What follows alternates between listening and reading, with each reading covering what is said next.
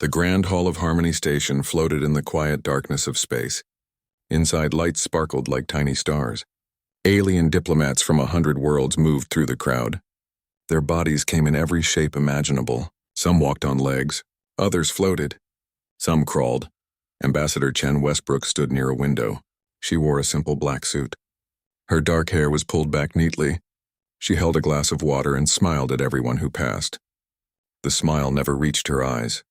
A tall bird-like creature approached. Counselor Veshathar had bright blue feathers and sharp golden eyes. He was one of the oldest members of the Galactic Council. His species had been traveling the stars for 10,000 years. Ambassador Westbrook, he said in a high musical voice, how wonderful to see humans embracing civilization.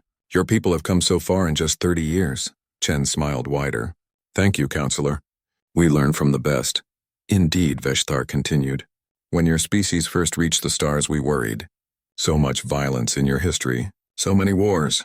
But you have proven that even young races can be tamed. Educated. Captain Sarah Okonkwo stood behind Chen.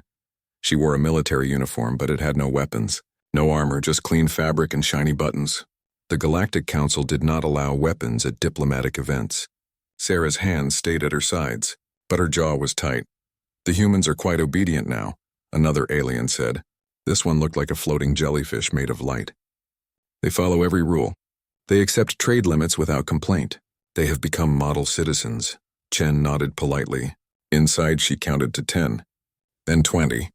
She had been doing this for 5 years, smiling, nodding, pretending that words like tamed and obedient did not make her blood boil. The party continued. Music played softly. Aliens discussed poetry and mathematics. They talked about art and philosophy. War was never mentioned. The Council had outlawed it 3,000 years ago. They believed they had evolved beyond violence. Humanity had agreed to everything. They limited their military. They stopped building certain weapons. They let other species control trade routes, all to be accepted, all to be called civilized. Then the lights went out. Emergency systems kicked in. Red warning lights flashed. An alarm screamed through the station. Every diplomat froze. Some had not heard an alarm in centuries. A hologram appeared in the center of the hall. It showed a sector of space. 2 worlds. Both council members. Both were burning. Cities turned to ash. Oceans boiled away. Billions dead in minutes. The harvesters, Veshthar whispered. His feathers went pale. They have returned. Around the room, aliens made sounds of fear. Some cried. Others shook. The harvesters were ancient enemies, machines that ate worlds. The Council had fought them 5,000 years ago and barely won. Then the harvesters had vanished into dark space. Now they were back. Another hologram appeared. It showed a Council battle fleet. 300 ships. The pride of galactic civilization. They moved to meet the harvesters. The battle lasted 7 minutes. When it ended, the Council fleet was gone. Not defeated. Gone. Erased from space like it had never existed. The hall fell silent. Every alien stared at the hologram. Their proud civilization, their advanced technology, their 10,000 years of peace. None of it mattered. The harvesters were stronger. Veshathar turned to Chen. For the first time in 5 years, he did not look at her with superiority. He looked at her with desperation. Ambassador, he said quietly, we need help. All of our ships are destroyed. Our military was limited. We believed in peace, but the harvesters only understand strength. We need, he could not finish, could not say the words, could not admit what he needed. Chen Westbrook set down her water glass. The smile finally left her face. You need warriors, she said. Her voice was cold now, hard. You need violence. You need the things you spent 30 years trying to breed out of us. The counselor nodded slowly. Around them, other aliens watched. They all knew what came next. You called us aggressive, Chen continued. You called us primitive. You made us limit our weapons. Reduce our fleet. Follow your rules. You wanted us civilized. That was your first mistake. She turned to Sarah. The captain already had her communication device out. Contact Earth Command, Chen said. Tell them to activate Protocol Omega. Protocol Omega? Veshathar asked. What is that? Chen looked at him. Her eyes were dark and cold. It means we stop playing nice, she said. It means you are about to learn what humanity really is. What we have been hiding behind our smiles and our diplomacy. You thought we were dangerous when we were trying to be like you, she smiled. But this smile was different. This smile had teeth. Now witness Earth's children embrace madness. Across the galaxy, on Earth and 100 hidden colonies, alarms began to sound. In secret shipyards, lights turned on. Weapons that should not exist powered up. Soldiers who had been waiting their entire lives put on armor that violated 12 treaties. Humanity had been playing a role. For 30 years they had pretended to be tame, pretended to be satisfied with limits. But humans had never forgotten how to fight. They had only learned how to hide it better. The Council wanted them civilized. So humans smiled and followed rules. But they also remembered every war Earth had ever fought, every strategy, every weapon, every lesson written in blood, and they had been preparing. Admiral Marcus Kane stood in the command center of the Earth Defense Station. He was 70 years old. He had been a soldier since he was 18. He had spent 30 years watching humanity bow to the Council, watching them smile and accept limits. He had hated every second. Now his screen showed the message from Ambassador Westbrook. 2 words, Protocol Omega. Kane smiled. He was missing 3 teeth from an old battle. The smile made him look like a wolf. Finally, he said. He pressed a button. Across human space, the real military woke up. Not the small defense fleet the Council knew about. The real one. The fleet humanity had been building in secret for 3 decades. Veshthar would have a heart attack if he saw it. The Council believed humanity had 50 warships. They had 5,000, and those were just the ones with humans on them. The AI-controlled fleet was 10 times larger. Weapons the Council had banned, humanity had built them anyway. Just in case. Just in case the galaxy needed monsters to fight monsters. On Harmony Station, Chen watched the aliens panic. They shouted at each other. They called their homeworlds. They tried to organize a defense. But they had no military, no weapons, no idea how to fight. Peace had made them weak. Sarah stepped up beside her. The fleet will be ready in 6 hours, she said quietly. Good, Chen said. She looked at Veshthar. The old counselor was shaking. Tell them to paint the ships. Paint them? Sarah asked. The Council spent 30 years teaching us to hide what we are, Chen said. Now we show them. Paint the ships. War colors, symbols, everything. I want the harvesters to see us coming. I want them to know what they woke up, Sarah grinned. Yes, ma'am. The ambassador turned back to the window. Out in the darkness she could see nothing. But somewhere out there, the harvesters were coming. They thought the galaxy was weak, thought it would be easy prey. They were about to learn they were wrong, dead wrong, because humanity was coming too. And humanity had learned a long time ago that sometimes peace requires the capacity for terrible violence. Admiral Marcus Kane stood on the bridge of the UHNS Vengeance. The ship was massive, 3 kilometers long. Its hull was black metal covered in red paint. Human soldiers had painted skulls and flames along the sides, ancient war symbols from Earth's bloody history. The Council would have been horrified. They banned such symbols centuries ago. Too aggressive, they said. Too primitive. Kane loved them. Fleet status, he barked. 5,000 warships ready, sir, his second officer reported. Another 15,000 automated vessels standing by. All weapon systems armed. We have planet killers, starbreakers, and the new quantum disruptors online. Kane nodded. Planet killers were banned. Starbreakers were illegal. Quantum disruptors did not officially exist. The Council believed humanity had none of these things. They were wrong. A hologram appeared. It was Ambassador Chen calling from Harmony Station. Admiral, she said, the Council has formally requested our aid. They are in shock. Their entire military is gone.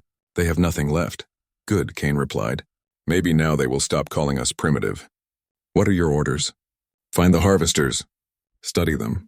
Then destroy them completely. The Council wants minimum force. I told them we do not do minimum. We do overwhelming. Kane smiled his wolf smile. Understood. Launching in 10 minutes, the fleet moved. 5,000 human ships jumped through space. They traveled faster than Council vessels. Human engineers had improved the jump drives, made them better. The Council said it was impossible. Humans did it anyway. On Harmony Station, Veshthar watched the human fleet depart. He stood next to Chen, his feathers still looked pale. How? he whispered. How do you have so many ships? We monitored you. We tracked your construction. You should have 50 vessels at most. Chen looked at him. You monitored what we let you see. Did you really think we would give up our strength? You asked us to limit our military. We said yes, we smiled. But we never stopped building. We just built where you did not look. That is dishonest, Veshthar said weakly. That is survival, Chen replied. Earth has one rule above all others. Never trust your safety to someone else. The galaxy seemed peaceful. But we remembered our history. Peace never lasts. So we prepared for war while hoping it would never come. The counselor said nothing. He could not argue. His civilization was dying. Only the humans could save it. 3 days later, the human fleet found the harvesters. They were at a system called Nexus Prime. It had been home to 4 billion aliens. Now it was ash and metal. The harvester fleet was huge, 1,000 black ships. Each one was the size of a moon. They moved through space like locusts, eating everything, converting matter into more ships. Kane studied them from his command chair. Analysis, he ordered. Machine intelligence, his tactical officer reported. No biological crew. They operate as a hive mind. Very efficient. Very predictable. Predictable, Kane repeated. He smiled. Good, predictable can be defeated. What are their weapons? Energy beams. Matter converters. They are built for overwhelming force. They do not use strategy. They just attack directly, Kane laughed. They are bullies. Big and strong but stupid. They have never fought someone who fights back smart. Prepare the fleet. We are going to teach them about human warfare. The harvesters detected the human fleet. They turned toward it. 1,000 moon-sized warships moving to crush the tiny human vessels. The humans did not run. They split into groups. Fast attack squadrons moved to the sides. Heavy cruisers formed a center line. Carriers launched thousands of fighter drones. The harvesters opened fire. Energy beams lanced through space. They were incredibly powerful. Each shot could destroy a planet, but the humans were not there anymore. They had already moved. Human ships were small and fast. They dodged and weaved. The harvester shots hit empty space. Fire pattern Delta, Kane ordered. Show them guerrilla warfare. Human missiles streaked toward the harvester fleet. They were not regular missiles. These were smart weapons. AI-controlled. Each one learned from the others. When the harvesters shot one down, the next adjusted, moved differently, attacked from a new angle. The first wave of missiles struck. Explosions bloomed across harvester hulls. Damage was minimal. The machines were tough, but the second wave hit the exact same spots. And the third, and the fourth. Human weapons concentrated fire. They did not waste shots. Every missile hit a weak point that previous missiles had created. The first harvester ship broke apart, then the second, then 10 more. The harvesters adjusted. They spread out. Tried to make themselves harder to hit, but humans had been fighting wars for thousands of years. They knew every trick. Deploy the chaos bombs, Kane ordered. New weapons launched. They exploded near the harvester fleet, but they did not cause damage.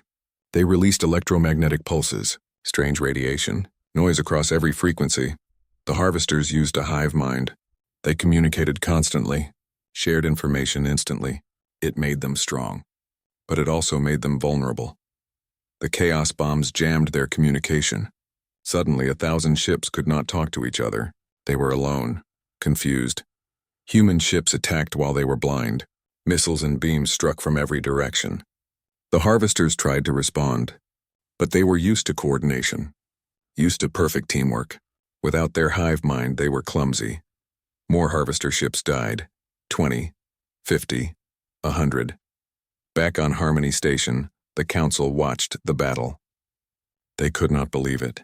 The harvesters had destroyed their entire fleet in minutes, but humans were winning. How are they doing this?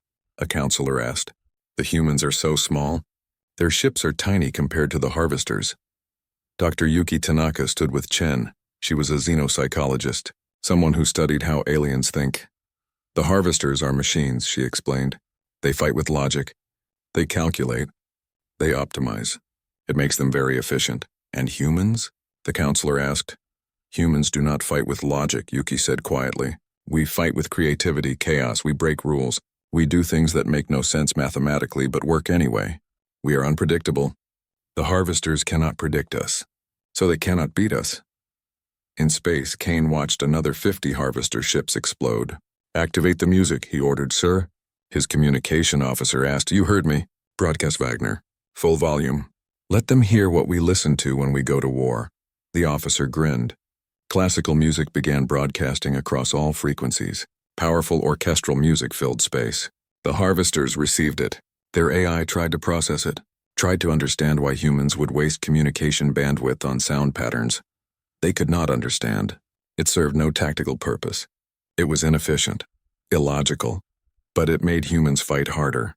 Music reminded them of home, of culture, of everything worth protecting. It made them brave. The harvesters had no culture, no home, nothing to protect except their programming. They could never understand the power of such things. The battle raged for 6 hours. When it ended, 200 harvester ships were destroyed. The rest retreated, jumped away into dark space. The human fleet had lost 47 ships. Kane stood from his command chair. His crew cheered. They had won. But he did not celebrate. He knew this was just the beginning. "Send a message to the council," he ordered. "Tell them we have engaged the enemy. Tell them we won. And tell them this is what humanity has been hiding for 30 years. This is what civilization tried to make us forget." He looked at the tactical display. The harvesters were out there somewhere, rebuilding, planning their next attack. They wanted us to be like them. Kane said quietly. "Peaceful, gentle, civilized, but peace is a luxury. Sometimes survival requires monsters. And humans," he smiled. "We have always known how to be monsters when we need to be." Across human space, more ships launched. More weapons powered up. Earth had shown mercy for 30 years. Followed rules. But the rules were gone now. Now there was only war. And humans had written the book on war. They had practiced it for 10,000 years. The harvesters were about to get a very painful education. Lieutenant James Chen crouched in the wreckage of a harvester ship. Around him, his squad moved silently through dark corridors. Their armor made no sound. Their weapons were ready. This was not a space battle. This was boarding action. Human soldiers fighting inside an enemy vessel. The Council had never done such a thing. They fought at a distance, clean, safe. Humans fought up close. "Contact ahead," whispered Corporal Martinez through the helmet radio. 3 harvester drones. "They have not seen us yet." James signaled his squad. They spread out, moved into position. The drones were machines, tall metal bodies with cutting tools and weapons. They patrolled the corridor. "Music protocol," James ordered quietly. Martinez activated her speaker. Opera music began playing. Beautiful singing filled the corridor. The drones stopped. Their sensors tried to process the sound. It matched no known weapon signature, no known communication pattern. It was just noise. The drones hesitated. For 3 seconds, they tried to understand the music. Why would the enemy broadcast such a thing? What was its purpose? 3 seconds was enough. Human soldiers attacked. Plasma rifles fired. Grenades exploded. The drones never had a chance to react. They were destroyed before their AI finished analyzing the opera. "Clear," James reported, moving to the core. Aboard the carrier ship Prometheus, Zelix watched the boarding action. She was a member of an insect-like species called the Thrix. Her people were warriors once, long ago, before the Council made them give up violence. Now she worked as a military observer. The Council had assigned her to study human tactics, report on their methods. They wanted to understand how humans fought. Zelix was beginning to wish she had not taken this job. "Why do they use music?" she asked the human officer beside her. "It serves no tactical purpose." Major Williams smiled. "That is exactly why it works. The harvesters expect weapons. They expect tactics. They do not expect art. Their AI cannot process it properly. It confuses them, slows their response time. You use culture as a weapon," Zelix said slowly. "We use everything as a weapon," Williams replied. "That is what your council never understood. War is not just about guns and ships. It is about psychology, about making your enemy think wrong, feel wrong. The harvesters are machines. They think in binary. True or false, 1 or 0. But humans, we think in paradox, in contradiction, in chaos." On the harvester ship, James and his squad reached the central core.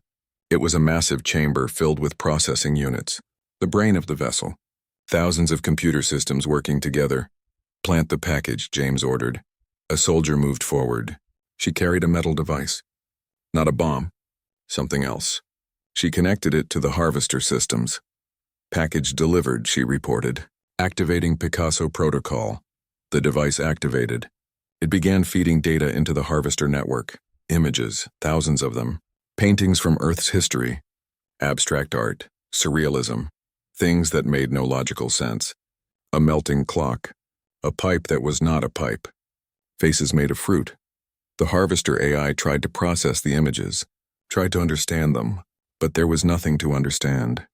They were art. They existed to provoke emotion, to make humans think and feel. The AI had no emotions. It could not understand. It tried anyway. Allocated more processing power, then more. Soon, half the ship's computer systems were trying to make sense of a painting of a woman with two faces looking in different directions. The ship began to malfunction. Systems failed. Weapons powered down. Life support glitched. Extraction time, James ordered. His squad ran for the boarding shuttle. Behind them, the harvester ship tore itself apart trying to understand Picasso. Back on Prometheus, Zelix stared at her screen. "You killed a warship with paintings," she said. Her voice was hollow. "We killed it with incompatible logic," Williams corrected. The harvester AI was built to solve problems. We gave it a problem with no solution. It broke itself trying to find one.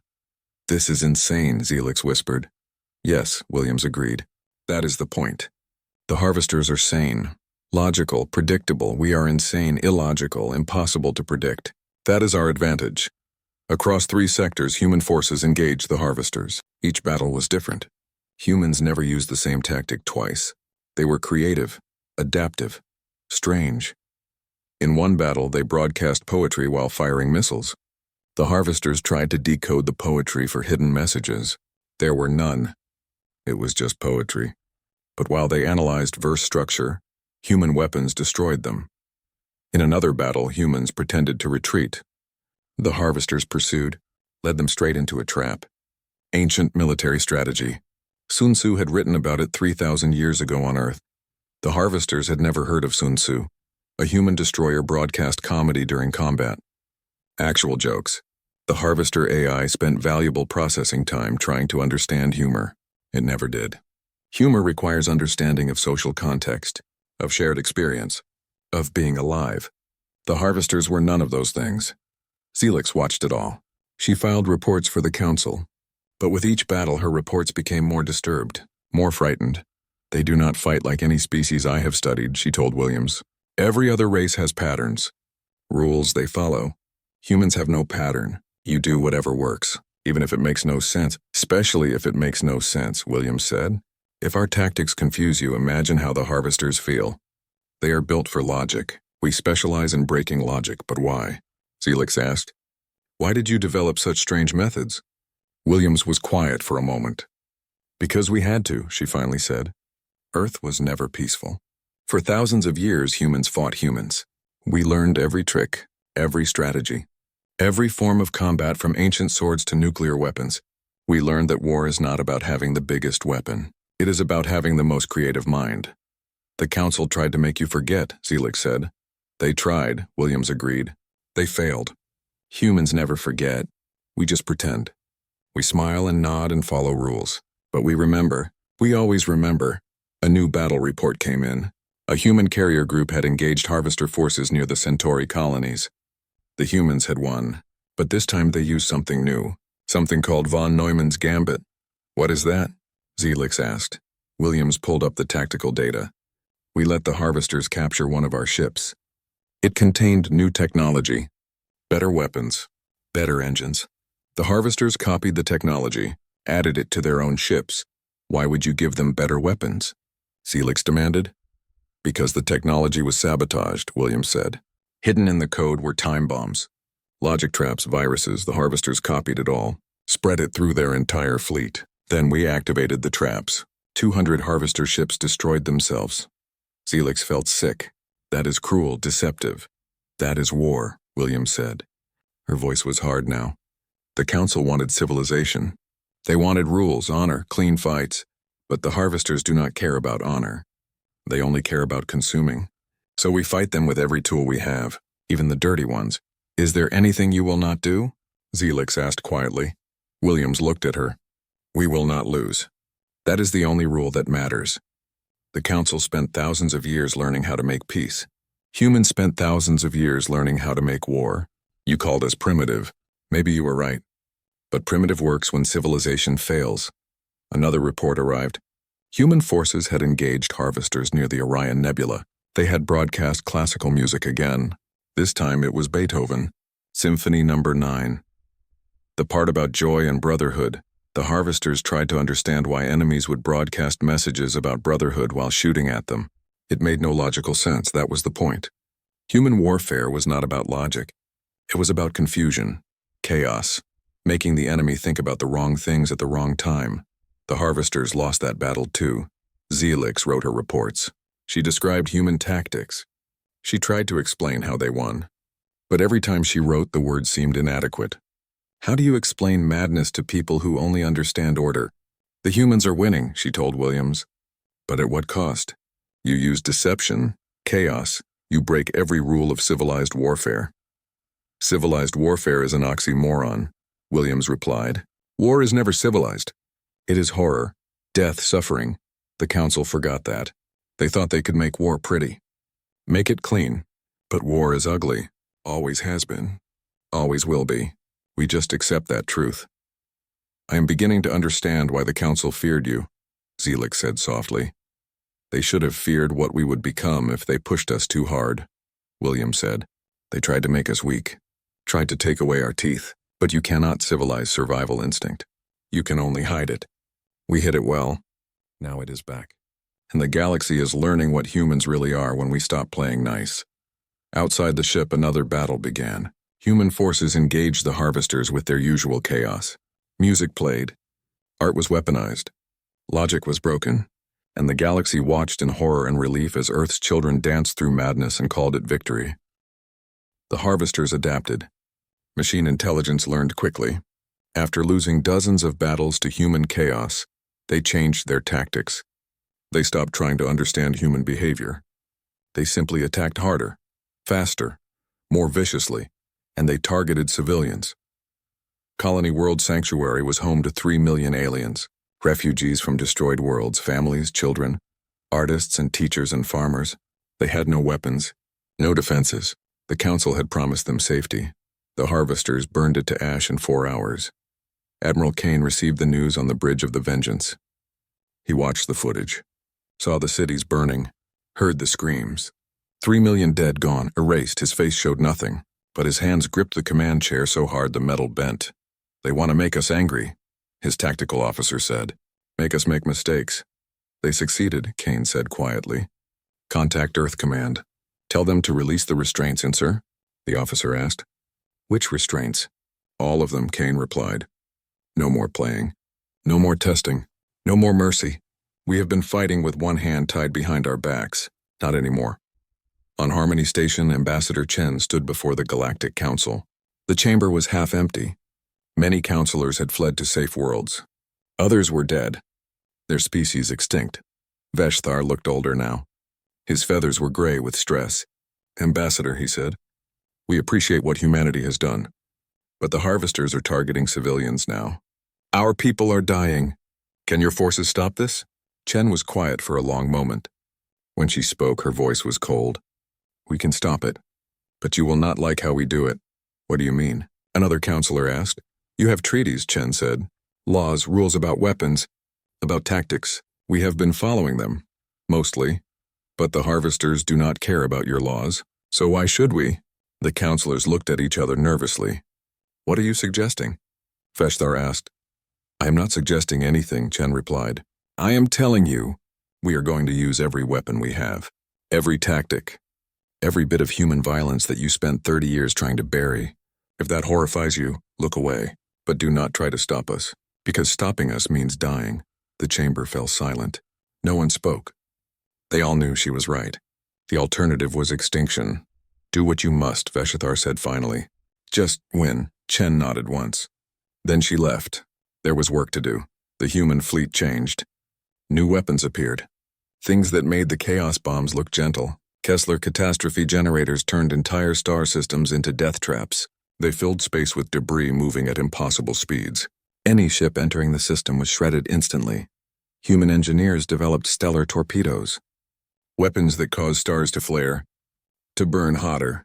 Any planet too close was cooked. Any ship nearby was vaporized. It was a weapon of mass destruction on a scale the galaxy had not seen in millennia. The Council had banned such weapons, called them too dangerous, too cruel. Humans built them anyway, just in case. Now was that case. The harvesters attacked a human colony. They expected an easy target. They found hell instead. Humans had evacuated the civilians days before. What remained was a trap. When the harvester fleet entered orbit, the colony exploded.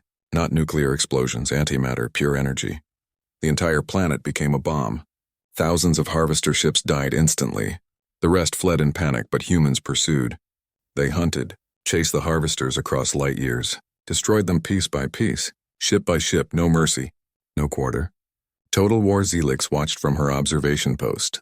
She had stopped writing reports. Words could not describe what she witnessed. Humans had become something else, not civilized anymore, not diplomatic. They were primal, ancient, the most dangerous predator evolution ever created. We made a mistake, she told Major Williams. The Council made a terrible mistake. What mistake? Williams asked. We thought we could change you, Zelix said. Make you like us, peaceful, gentle. But we only covered what you are. We did not change it. We just made you hide it. And now that it is free again, she trailed off. Now you are afraid, Williams finished. Good, you should be. Not of us, but of what made us. Earth was a harsh world. Humans evolved fighting everything. Other predators disease each other. We became the best at survival because we had to be. The Council gave you peace for 10,000 years. That peace made you weak, made you forget what survival really means. Will you turn on us? Zelix asked quietly. After the harvesters are gone. Will humanity become the new threat? Williams was silent for a long time. I do not know, she finally admitted. We are good at war, too good. That scares us as much as it scares you. But we also remember why we fight. We fight to protect, to preserve, not to conquer. The question is whether we can remember that when the fighting stops. A new battle unfolded on the tactical screens. Human ships engaged a massive harvester fleet. This time humans did not use music or art. They used pure violence, weapons that bent space. That tore reality. That made physics scream in protest. The harvester fleet numbered 5,000 ships. After 30 minutes, none remained. The humans lost 12 vessels. It was not a battle. It was an execution. The Council watched. Some were relieved. Others were terrified. All understood the same truth. Humanity had saved them, but they had also revealed themselves. The galaxy would never see humans the same way again. Beshethar called Ambassador Chen. His hologram appeared tired, ancient beyond his years. We are winning, he said. Thanks to you. But I must ask, when this is over, when the harvesters are defeated, what then? Chen looked at him. Then we put the monster back in its cage, she said. We go back to being civilized, to following rules, to pretending we are not what we really are. That is what you want, is it not? Can you? Beshethar asked. After unleashing such violence, after remembering what you are. Can you truly go back to peace? We have done it before, Chen said. After every war Earth ever fought, humans returned to peace. We are capable of great violence, but we are also capable of great kindness. The trick is knowing when to use which. You tried to make us only kind. That was foolish, but we will not become only violent. That would be equally foolish.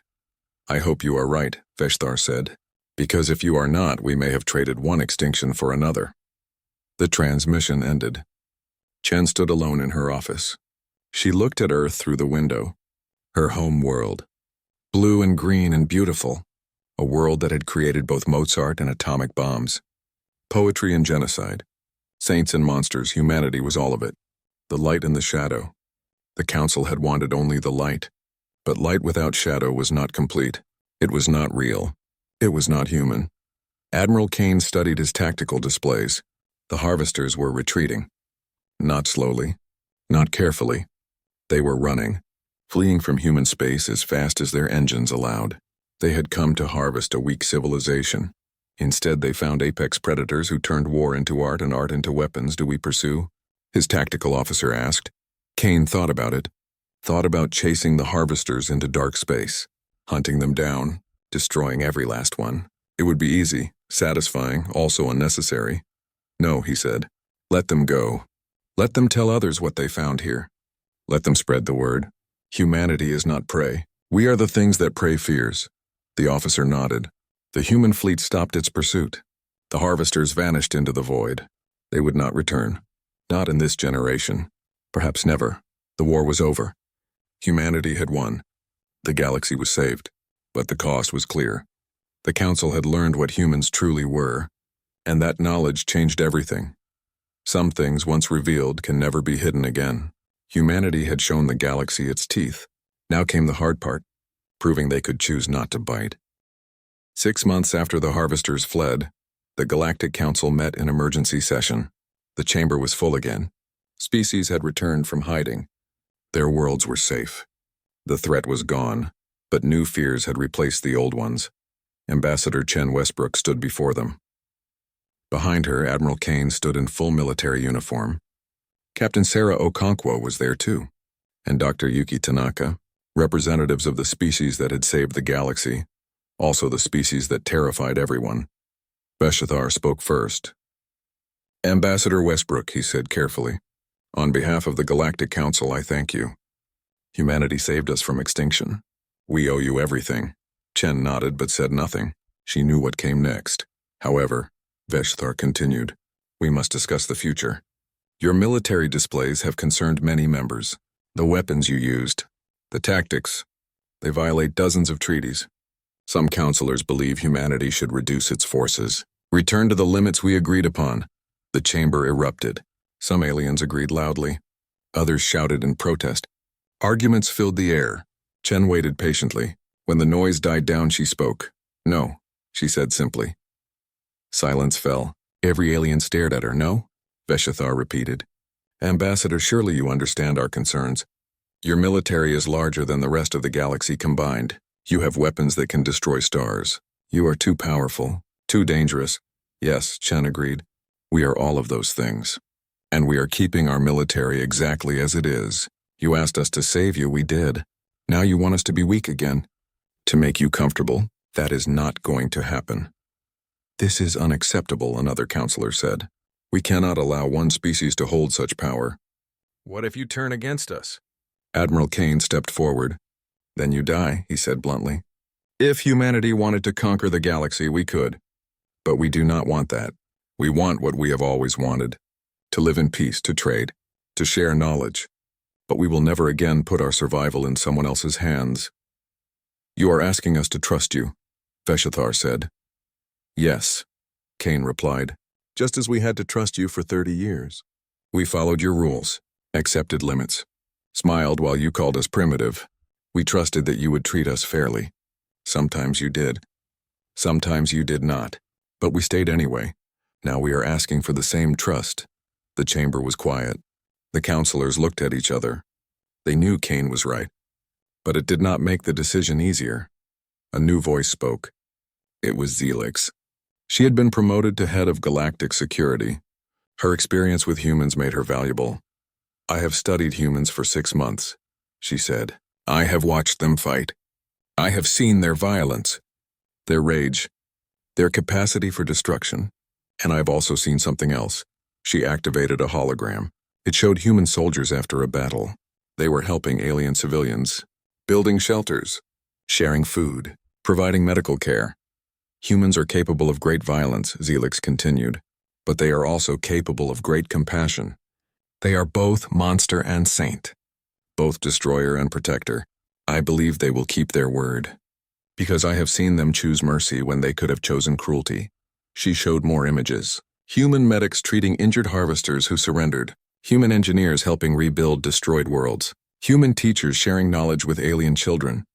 They did not have to do any of this, Zelix said. They could have simply left, taken their fleet and gone home. But they stayed. They helped. Because that is what humans do. They fight when they must. They heal when they can. Veshathar looked at Chen. Is this true? Will you help us rebuild? We already are, Chen said. Human construction teams are working on 15 worlds. Our doctors are treating refugees. Our teachers are helping educate survivors. We do not want to rule you. We want to help you, but we will not be defenseless while we do it. The council debated for hours. Some wanted to demand human disarmament. Others argued for acceptance. Finally, they took a vote. The decision was close, but humanity was allowed to keep its military. In exchange, they would serve as protectors of the galaxy, guardians against future threats. It was not a perfect solution, but it was the best they could achieve. After the vote, Veshthar approached Chen privately. "I must apologize," he said. "For 30 years I treated you with condescension, called you primitive, tried to make you into something you are not. I was wrong." Chen studied him. "You were afraid," she said. "You saw violence in us and feared we would hurt you.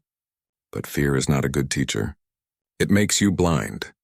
You could have asked us to be your friends, your equals. Instead, you tried to make us your pets. That was the real mistake. Can we be friends now?" Veshthar asked. "After everything?" "Maybe," Chen said. "If you remember what you learned. Humanity is not civilized or savage. We are both. We are complicated. We can be your greatest allies or your worst enemies. The choice is not ours alone. It is yours too.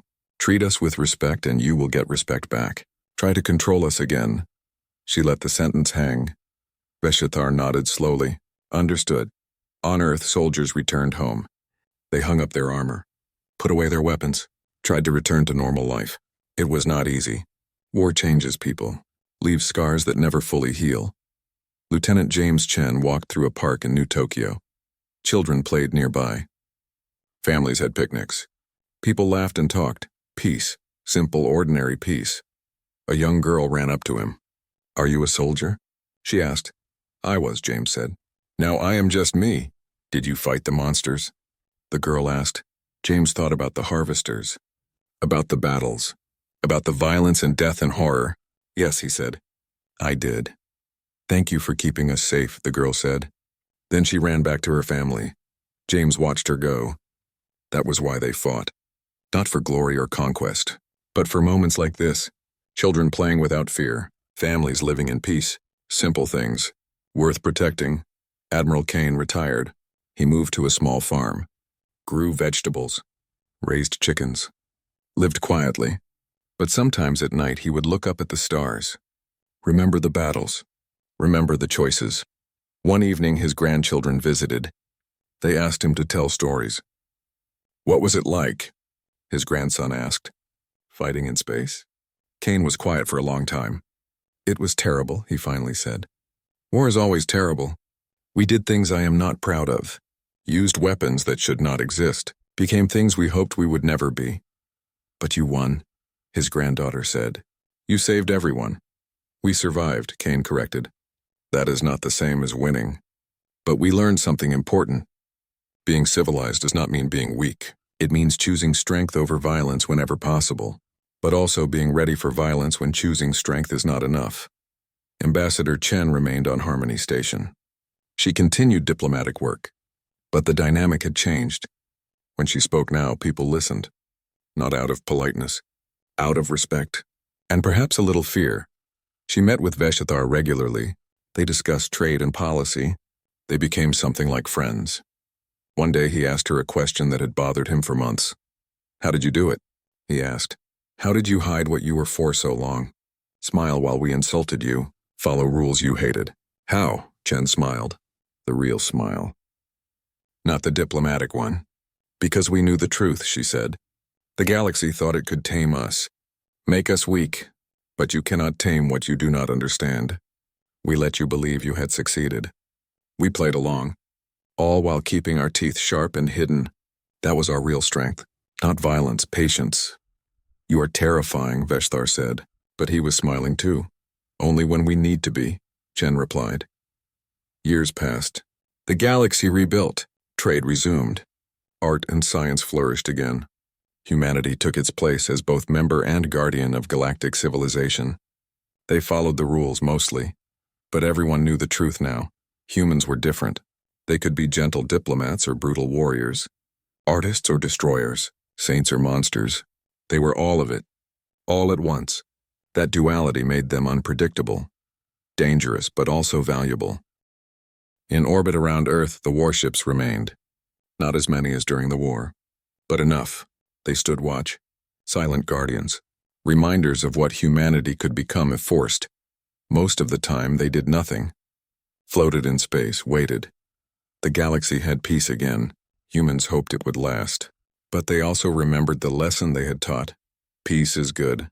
Peace is worth fighting for. But peace without the capacity for war is not peace. It is simply waiting to be conquered. Humanity had learned that lesson over thousands of years of bloody history. Now they had taught it to the galaxy. Some species appreciated the wisdom. Others resented the teacher. But all understood it. One night, Chen stood on an observation deck on Harmony Station. She looked at the stars. Somewhere out there, the harvesters still existed. Broken, defeated, but not extinct. They would remember what happened. Remember the species that fought with chaos and art and impossible violence. They would tell others, warn them. Stay away from the humans, they would say. They are not like the others. They are not civilized or savage. They are both. They are everything. They are dangerous. Chen smiled at that thought. Yes, humans were dangerous. They had always been dangerous. The council had tried to change that, failed. Because you cannot change nature. You can only channel it. Humans had been dangerous when they were playing nice, pretending to be tame, following rules. But when they stopped playing, when they embraced what they truly were, when Earth's children remembered their heritage of beautiful madness, they became something the galaxy would never forget. Monsters when needed, saints when possible, and always survivors. That was humanity's gift to the galaxy. Not weapons or tactics or violence, but the understanding that civilization and strength were not opposites. They were partners. You needed both to survive in a universe that did not care about fairness or justice. The stars shone above, peaceful and eternal. But Chen knew the truth. Peace was temporary. Another threat would come eventually. Another test, and when it did, humanity would be ready. Not because they wanted war, but because they understood it, had mastered it, had learned to dance with death and walk away alive. She turned from the window. There was work to do. Treaties to negotiate. Alliances to maintain. The boring, necessary work of peace. But the velvet glove was back on now. Soft and diplomatic. Everyone knew what lay beneath. That was enough. Sometimes the best weapon is the one you never have to use. Humanity had used theirs. Proven what they could do. Now they could return to being civilized.